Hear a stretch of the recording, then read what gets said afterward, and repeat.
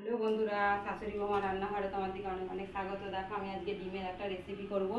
ডিমগুলোকে আমি সিদ্ধ করে এইভাবে চেলা করে নিয়েছি, তারপরে পেঁয়াজকে এইভাবে কেটেছি, টমেটো এইভাবে নিয়েছি, আদা রসুন।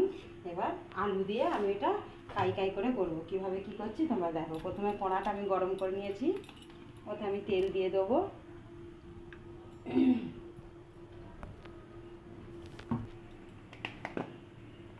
হলুদ মাখিয়ে নেবো ডিমগুলোতে।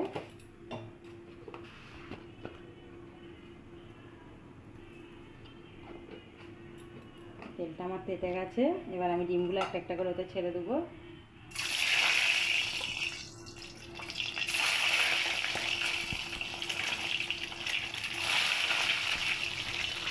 দেখো বন্ধুরা, ডিমগুলো আমার ভাজা হয়ে গেছে, তুলে নেবো।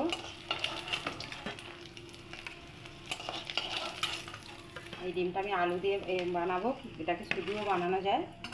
এবার আমি কড়াইতে ফোড়ন দিয়ে দেবো। একটা শুকনো লঙ্কা, লবঙ্গ, এলাচ 3টে,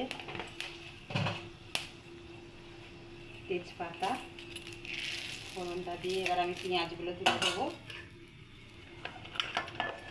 পেঁয়াজগুলো আমি দেখো চিকেনের স্টাইলে কেটেছি। দেখো বন্ধুরা, পেঁয়াজগুলো আমার বাদামি বাদামি করে ভাজা হয়ে গেছে। এবার আমি একটু টমেটোটা দিয়ে দেবো, দিয়ে আদা বাটা রসুন বাটাটা দিয়ে দেবো।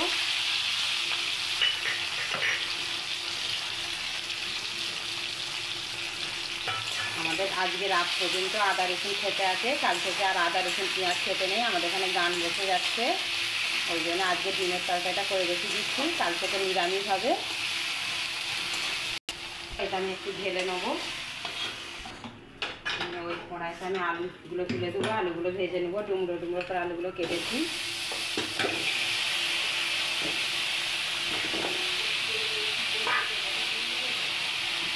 আর একটু তেল দিয়ে ভাজবো ভালো করে।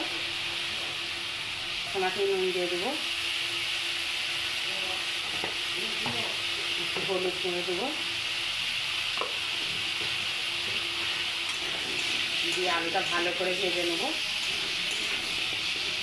দেখো বন্ধুরা, আলুটা ভাজা হয়ে গেছে, ভেজে নেবো। এবার কড়াতে আমি একটু অল্প পরিমাণ তেল দেবো, যেহেতু মশলা ফসলা সব ভাজা হয়ে গেছে। দিয়ে এটা আমি হলুদ করে দেবো,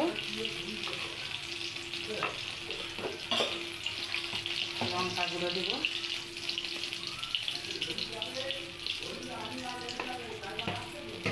দিয়ে একটু জল দিয়ে দেবো। দিয়ে যে মশলাটা আমি ভেজে রেখেছিলাম, সেই মশলাটা আবার ঢেলে দেবো। এই মশলাটাকে বেটে নিয়েও করা যায়, তোমরা দেখবে। আমি মশলাটা বেটে নিয়েও এই ডিমের তরকারিটা করেছি, একবার তোমাদেরকে ইউটিউবে দেওয়া আছে, দেখে নিতে পারো। তো বন্ধুরা, আমি অনেকটা সময় নিয়ে মশলাটা ভালো করে কষে নিয়েছি।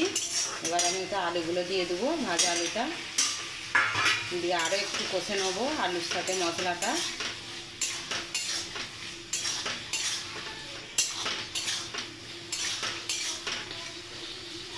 বন্ধুরা, আলুর সঙ্গে মশলাটা আমার কষা গেছে। এদিকে আর একটা চুলাতে আমি জল গরম বসিয়ে দিয়েছিলাম, জল গরমটা দিয়ে দেবো।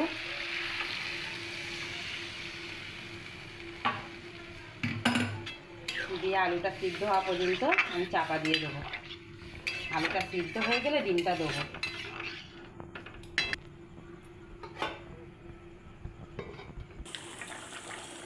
দেখো বন্ধুরা, আলু আমার সিদ্ধ হয়ে গেছে।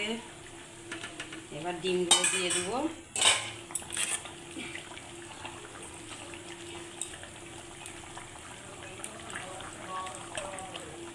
দিয়ে আবার একটু চাপা দিয়ে দেবো।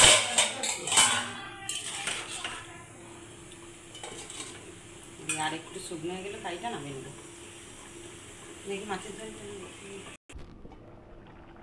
দেখো বন্ধুরা, আমার তরকারিটা পুরো একদম কাই কাই হয়ে গেছে। এরকমই নামিয়ে নেবো, হয়ে গেছে। তোমাদের যদি আমার এই ডিমের রেসিপিটা ভালো লাগে, please please like comment share.